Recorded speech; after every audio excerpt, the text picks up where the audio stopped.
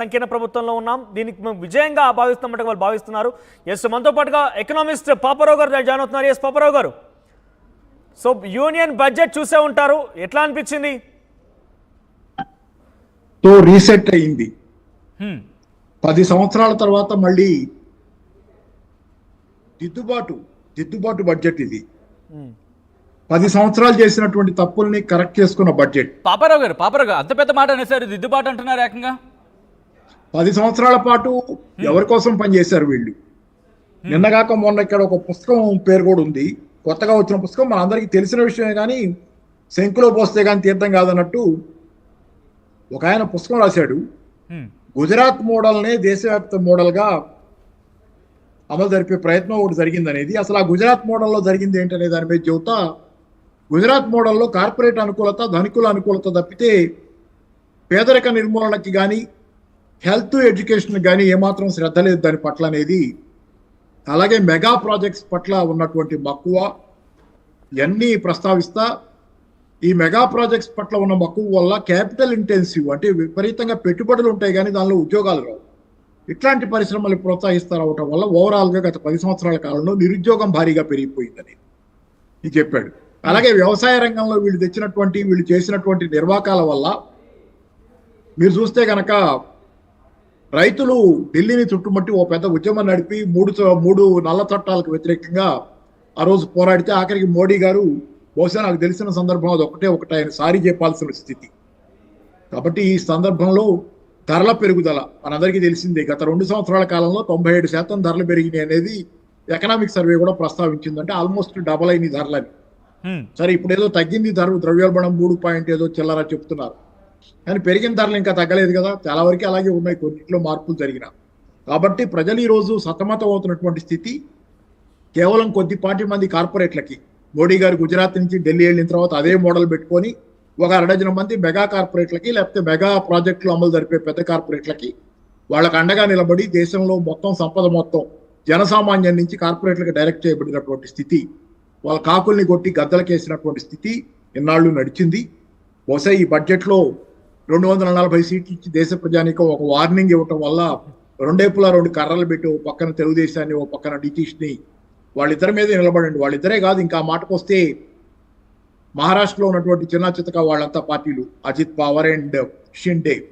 పాపారావు గారు, మీ దేశంలో ఈ పొలిటికల్ సినారియోనే బడ్జెట్ ని దిద్దుబాటు చర్య అంటున్నారా? ఖచ్చితంగా పొలిటికల్ సినారియో కాదు. ఆర్ఎస్ఎస్ కూడా ఈ మధ్యకాలంలో భగవత్ బయటకు వచ్చి చాలా సీరియస్ గానే వాళ్ళు బయట మాట్లాడరు. మామూలుగా ఆర్ఎస్ఎస్ వాళ్ళు ఏది రాజకీయాలు మాట్లాడరు, బయటకు వచ్చి పెద్దగా మాట్లాడరు. అట్లాంటి వాళ్ళు వచ్చి మోడీ గారికి గట్టిగానే ఒక రకమైనటువంటి వార్నింగ్ ఇచ్చారు. ఆ క్రమంలోనే మీరు గమనిస్తే ఇవాళ బడ్జెట్ బిగినింగ్ లోనే మొట్టమొదటిగానే బిగిన్ అవటమే అగ్రికల్చర్ తో బిగిన్ అయ్యారు. అగ్రికల్చర్ కి చాలా పెద్ద ఎత్తున ఈ రోజు చాలా మార్పులు జరిగినాయి. అగ్రికల్చర్ ఆ కేటాయింపు ఇతరత్ర దాని మీద శ్రద్ధ విషయం ఇంతకుముందు లేదు. ఇది మీకు ఇక్కడ జరుగుతున్న దానిలో ఏంటంటే, శివరాజ్ సింగ్ చౌహాన్ గారు ఎంపీ, ముఖ్యమంత్రిగా ఉన్నటువంటి శివరాజ్ సింగ్ చౌహాన్ గారు చాలా కీలక నేత ఆయన బీజేపీలో. ఆయన్ని తీసుకెళ్లి వ్యవసాయ శాఖ మంత్రిగా మొన్న ఢిల్లీ కేబినెట్ లో పెట్టుకున్నారు, కేంద్ర కేబినెట్ లో. ఇది ఆ రోజే నేను చెప్తున్నాను, ఇది పెద్ద మార్పు. ఎందుకంటే శివరాజ్ సింగ్ చౌహాన్ గారి నాయకత్వంలో మధ్యప్రదేశ్ లో చాలా పెద్ద ఎత్తున వ్యవసాయం దిశగా కొంత ప్రయత్నం జరిగింది. అదంతా పూర్తిగా సఫలమైందా, చెడా, మంచా అంటే కొంత మంచి లేకుండా గనక ఆయన అనుసారం గెలిచేవాడు కాదు. అక్కడ మాందసూరులో కాల్పులు జరిగినాయి, 6 దాకా రైతులు చనిపోయారు, దురదృష్టకరం, అదొక భాగం. కానీ దాంతోపాటుగా ఏంటంటే దాన్ని మించి ఈరోజు వ్యవసాయం మీద దృష్టి పెట్టడం తెలిసినటువంటి శివరాజ్ సింగ్ చౌహాన్ ఎవరైతే మధ్యప్రదేశ్ ముఖ్యమంత్రిగా ఉన్నారో ఆయన్ని తీసుకెళ్లి ఢిల్లీలో వ్యవసాయ మంత్రిగా పెట్టడమే ఒక తార్కాణం. ఆ రోజే మన కేబినెట్ ఫార్మేషన్ లోనే ఖచ్చితంగా ఈరోజు ఏదో జరగబోతుంది, వ్యవసాయం దిశగా తప్పనిసరిగా శ్రద్ధ పెట్టాల్సి వస్తుంది అనేది. తర్వాత రెండోది మీరు చూసుకునేటట్లయితే ఇక్కడ నిరుద్యోగం ఈ రోజు ఎంత ప్రబలిందో మీకు తెలుసు. ఎగ్జాక్ట్లీ. బేసిక్ గా దేశవ్యాప్తంగా నిరుద్యోగ సమస్య ఒకటి, తర్వాత బేసిక్ నీడ్స్ కి సంబంధించిన ఇన్ఫ్లేషన్ చూస్తున్నాం. సో ఈ అంశాలను పొందుపరిచారు ఎక్కడైనా? అంటే అంత ప్రియారిటైజ్డ్ గా ఈ అంశాలకి. వ్యవసాయం తర్వాత వాళ్ళు మాట్లాడింది ప్రధానంగా 9 అంశాలు తీసుకొని దానిలో నిరుద్యోగానికి సంబంధించి అడ్రస్ చేసే విషయాల్లో చాలా చెప్పారు. అయితే వాటిల్లో ఎన్ని జరుగుతాయి, ఆచరణలో ఎన్ని మార్పులు జరుగుతాయి అనేది గమనించాలి. అది చూడాలి ప్రాక్టికల్. ఎందుకంటే ప్రపంచవ్యాప్తంగా ఈ రోజు నిరుద్యోగం అనేది చాలా పెద్ద సమస్య. అసలు ఈ నిరుద్యోగం ప్రపంచం అంతా ఎందుకు పెరుగుతుంది, మన దేశంలో కూడా ఎందుకు పెరుగుతుంది, ఆ మాటకు వస్తే తెలంగాణ ఆంధ్రాలో కూడా నిరుద్యోగం మీద గవర్నమెంట్లు పడిపోటాలు ఎన్ని చూస్తున్నాం. కాబట్టి ఏంటంటే అదో పెద్ద ప్రశ్న. కాబట్టి ఈ ప్రభుత్వాలు ఈ విధాన పరిధిలో, ఇప్పుడు నడుస్తున్న విధానాల పరిధిలో ఈ ప్రభుత్వాలు నిరుద్యోగానికి మరి ఎన్ని 9 రకాలైనటువంటి ప్రతిపాదనలు పెట్టారు దీనిలో బడ్జెట్ లో నిరుద్యోగానికి సంబంధించి. స్కిల్లింగ్, ఎంప్లాయ్మెంట్ ప్రోగ్రామ్స్ లక్షల కోట్లు కేటాయిస్తూ ఉంటారు. కానీ అసలు ఉద్యోగాలు ఎక్కడి దాకా జనరేట్ అవుతాయి, ఎంత జనరేట్ అవుతాయి అనే ప్రశ్న మాత్రం ప్రశ్నార్థకమే. ఎందుకంటే మేబీ ఈ పాలసీలు సరైనవి కావని నేను అనుకుంటున్నా. అది కాంగ్రెస్ కావచ్చు, బీజేపీ కావచ్చు, ఎవరున్నా మొత్తంగా ఉన్న విధానాల్లో ప్రక్షాళన జరగంది కానీ నిరుద్యోగం పరిష్కారం అయ్యే అవకాశాలు ఈ ఆర్టిఫిషియల్ ఇంటెలిజెన్స్ పాపరావు గారు, ఇక్కడ ఒక చిన్న డౌట్ వచ్చింది. ముఖ్యంగా కేంద్ర ప్రభుత్వం చెబుతూ వస్తుంది అంటే కనుక ఉద్యోగులుగా కాదు, మీరు ఉద్యోగం కల్పించే వాళ్ళగా, అంటే ఎంఎస్ఎంఈ సెక్టర్ నుంచి స్టార్ట్ చేయండి, మేము మీకు ఊతమిస్తామంటూ చెప్తున్న సందర్భంలో పోనీ ఆ పాయింట్ ఆఫ్ వ్యూలో చూస్తే ఈ బడ్జెట్ ఏమైనా పోనీ అటువైపు వాళ్ళకి కాస్త యాడ్ ఆన్ అయ్యేటట్టు ఉందా, వాళ్ళకి ఏమైనా ప్రోత్సాహకరంగా ఉందనుకోవచ్చా? ఉద్యోగాలు కల్పించాలంటే వాళ్ళు ఏదన్నా స్టార్ట్అప్ పెట్టాలి, లేకపోతే చిన్న ఎంఎస్ఎంఈ పెట్టుకుని ఏదైనా చేయాలి. అవును, చేయాలంటే మార్కెట్లో డిమాండ్ ఉంటే అమ్ముకోగలరు. డిమాండ్ లేకుండా వాళ్ళు ఏ పరిశ్రమ పెట్టినా అమ్ముడు పోదు. ఇదిగో చూడండి ఇక్కడే, ఇది మొన్నటిది, ఈ మధ్యది. Private capex hike depends on demand అని ఎవరు చెప్పారు? భారత పారిశ్రామికవేత్తలు చెప్పింది ఏంటంటే మేము పెట్టుబడులు పెట్టాలంటే మార్కెట్లో డిమాండ్ ఉండాలని. ఇదిగో దగ్గరగా చూడండి, క్లియర్ కనపడుతుందేమో.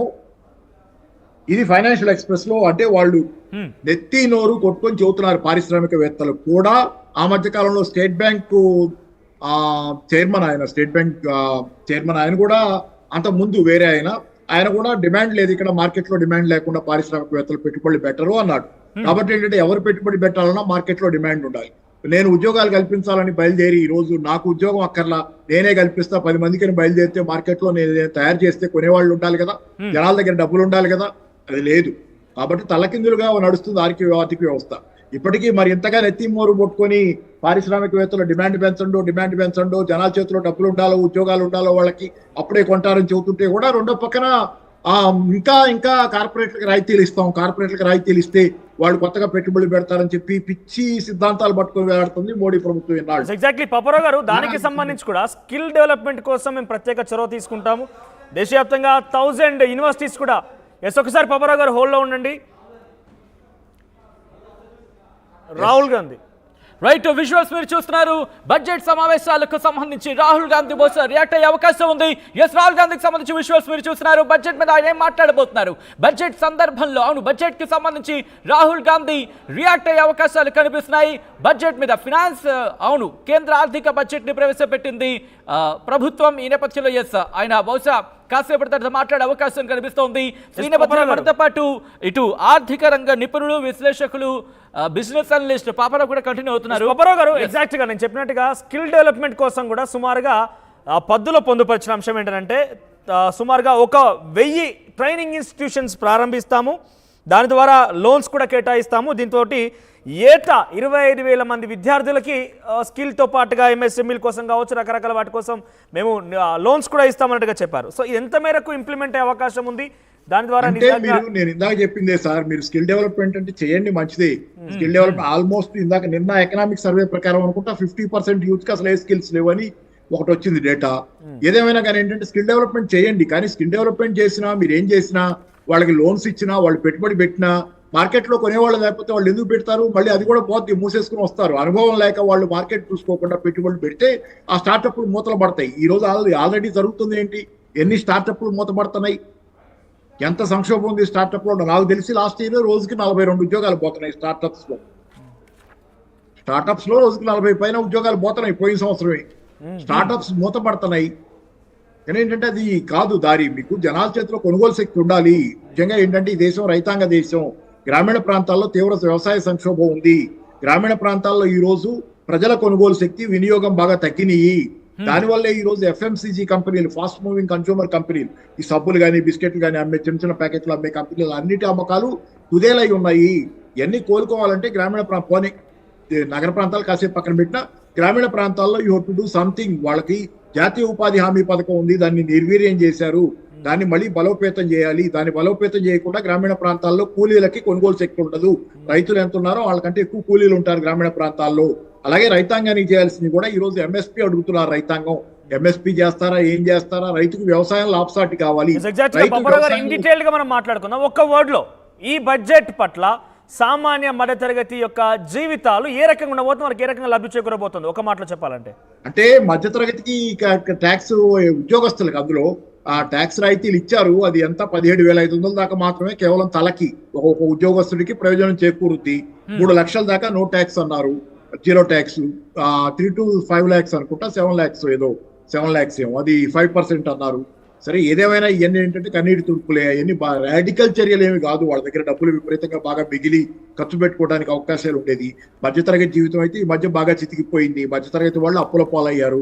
ఇక్కడే ఉంది ఇంకోటి కూడా దగ్గర, కొత్తగా అప్పులు తీసుకునే స్థితి కూడా లేకుండా పోయింది వీళ్ళకి. ఇదిగోండి, the mystery of India's stalled spending search. అంటే స్పెండింగ్, ఖర్చులు పెట్టడం అనేది ఆగిపోయింది. మిస్టరీగా ఉంది అనేది. ఎందుకంటే ఒక పక్క అప్పులు తీసుకుంటున్నారు, అప్పులు తీసుకున్న స్థాయిలో కొనుగోళ్లు కూడా ఉండాలి కదా. మరి అప్పులు తీసుకున్న తర్వాత ఏది పర్సనల్ లోన్స్ లాంటి వినియోగానికి వాడుకుంటారు. అప్పులు తీసుకుంటున్నారు కానీ వినియోగానికి ఆ డబ్బు అంత స్థాయిలో వినియోగం పెరగటంలా. ఎందుకు పెరగటం లేదంటే మీరు అప్పులు తీసుకుని పాత అప్పులు తీసుకునే పరిస్థితి వచ్చారు జనాలు. పర్సనల్ లోన్స్ కూడా పాత అప్పులు తీసుకునే స్థితికి. అంటే overall there is a lot of crisis in the market. అప్పులు తీసుకుంటున్నారు కానీ ఆ డబ్బుల్ని మళ్ళీ వినియోగం కోసం ఉపయోగించలేని స్థితికి జనాలు నెట్టబడ్డారు. సేవింగ్స్ పడిపోయినాయి జనాల దగ్గర. ఉన్న బంగారం కుదవబెట్టుకుంటున్నారు చాలా మంది. మధ్యతరగతిలో ఈ రోజు ఏంటంటే అప్పుల పాలైన జీవితాలు తప్పితే అక్కడ ఏమీ లేదు కదా. ఇది వాస్తవం. కాబట్టి నిరుద్యోగంతో పాటు ఇది ఉంది. పేద ప్రజల స్థితి అయితే చెప్పక్కర్లా. కానీ పాపారావు గారు, ఇక్కడ మీరు ఇందాక బంగారం గురించి ప్రస్తావించారు కాబట్టి బంగారం, వెండి, అలాగే ప్లాటినం వీటికి సంబంధించి ఆ ట్యాక్స్ 6% తగ్గించారు. అంటే ఇది రేట్ల పెరుగుదలను సూచిస్తుంది అనుకోవాలా, లేకపోతే జనాలకి వీటిని అందుబాటులో ఉంచే దిశగా చూడాలా? అంటే నేను అది గమనించలేదు కానీ 6% తగ్గించారనేది. సరే, తగ్గిస్తే సరే, అదొకటి. కానీ అది ఏంటంటే మామూలుగా ఎన్నాళ్ళు బంగారం కొంటానని డిస్కరేజ్ చేస్తున్నాయి ప్రభుత్వాలు. చిదంబరం గారి నుంచి నడుస్తున్న కథ ఇది. చిదంబరం ఇంకా ముందు కూడా నడుస్తుందేమో. ఆ కథ ఏంటంటే బంగారం కొనటం వల్ల దేశంలో ప్రజలు బంగారం మనం దిగుమతి చేసుకుంటాం. దిగుమతి చేసుకోవడానికి విదేశీ మారక ద్రవ్యం ఖర్చు పెట్టాలి. విదేశీ మారక ద్రవ్యం ఖర్చు పెడితే కనుక దేశంలో ఇతరత్ర కొనుగోళ్ళకి, ఏదో చమురు కొనుగోళ్లకో ఇంకో ఫెర్టిలైజర్ కొనుగోళ్లకో మన దగ్గర విదేశీ మారక ద్రవ్యం ఉండదు. సంక్షోభం వస్తుంది కాబట్టి బంగారం కొనుగోలు తగ్గించండి. అప్పుడు విదేశీ మారక ద్రవ్యం దిగుమతులకి ఖర్చు అవడం తగ్గుద్ది. ఇది లెక్కలు పెట్టి ట్యాక్సులు పెంచారు. ఏమో తగ్గించారేమో. తగ్గిస్తే ఏమవుద్దంటే జనరల్ గా ఇప్పుడు బంగారం ధర ఏమో విపరీతంగా పెరిగిపోయింది. ఆల్రెడీ చాలా మంది బంగారం కొట్టాలి. ఈ సంవత్సరం కొనుగోలు కూడా ఓవరాల్ గా తగ్గినాయి బంగారం ధర పెరిగి. కాబట్టి ఏంటంటే ఇక ఈ ట్యాక్స్ తగ్గించైనా కొనుగోలు పెంచే ప్రయత్నం చేస్తున్నారు. అయితే బంగారం నేనైతే సేఫ్ అసెట్ అనుకుంటున్నా. ఈ రోజు ప్రపంచవ్యాప్తంగా ఉన్నటువంటి సంక్షోభ వాతావరణంలో, ఆర్థిక సంక్షోభం ఎప్పుడైనా ముంచుకొస్తున్న దానిలో బంగారం ఏమి పెద్ద చెడ్డదేం కాదు. మిగతా అన్ని ఇన్వెస్ట్మెంట్స్ కంటే కూడా బంగారమే బెటర్ అనేది నా ఉద్దేశం. అది సేవ్ చేస్తుంది ఎంతో కొంతమందిని. వాళ్ళకి ఆ క్రైసిస్ టైంలో వాళ్ళకి అది ఆపదలు ఆదుకునేదిగా ఉంటుంది అనేది అనుకుంటారు. అయితే ఎంతమంది దగ్గర బంగారం మిగిలింది ఇప్పుడు? ఆ బంగారం తీసుకెళ్లి కుదవబెట్టుకున్నారు ఆల్రెడీ చాలా మంది. రైట్, థ్యాంక్ యూ పాపారావు గారు. రైట్ పాపారావు గారు, thank you so much for joining with RTV. మొత్తం అయితే మాత్రం కేంద్ర బడ్జెట్ కి సంబంధించి మాత్రం డిఫరెంట్ వర్షన్స్ వినిపిస్తున్నాయి. ముఖ్యంగా ఆంధ్రప్రదేశ్ కి సంబంధించి ప్రభుత్వం హర్షం వ్యక్తం చేస్తుంటే, నిపుణులు మాత్రం కాస్త ఇది మిక్స్డ్ బడ్జెట్ అనే ఒక మాట వినిపిస్తోంది. దాంతోపాటు ఇంకా ఈ బడ్జెట్ ని ఇంకాస్త ఒక పుష్ ఇచ్చుంటే దేశ ఆర్థిక రంగంతో పాటు ముఖ్యంగా సామాన్య మానవుడికి సంబంధించి ఇంకా సంక్షేమం కావచ్చు, అభివృద్ధి కావచ్చు, ఇంకాస్త ముందుకు వెళ్ళే అవకాశం ఉంది అనే మాట వినిపిస్తోంది. సో ఇదే నేపథ్యంలో ఇటు ఆంధ్రప్రదేశ్లో మాత్రం, అవును, ఆంధ్రప్రదేశ్కి ప్రభుత్వం